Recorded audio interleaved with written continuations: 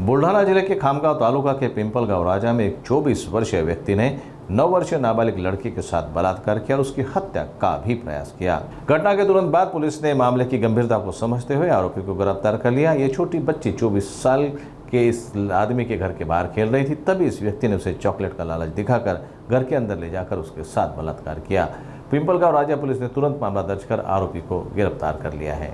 आज संध्याकाळी 5:30च्या दरम्यान पोलीस स्टेशन पिंपळगाव राजा येथे फिर्यादी आले व त्यांनी सांगितले की त्यांची मुलगी 9 वर्षाची मुलगी हिच्यासोबत रेहान खान मुख्तार खान या व्यक्तीने अतिप्रसंग केला आहे।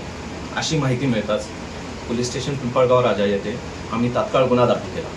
गुन्हा दाखल करून दोन टीम त्याच्यामध्ये बनवण्यात आले।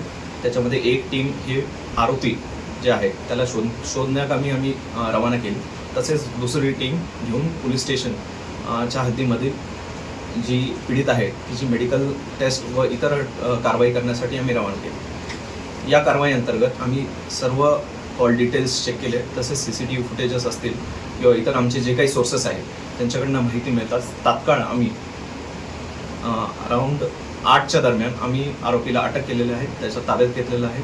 तसेच इतर जी काही कारवाई आहे, लीगल प्रोसिजर्स आहेत, मेडिकल टेस्ट आहेत, एक्झामिनेशन आहे, तेही कारवाई त्याची चालू केलेली आहे।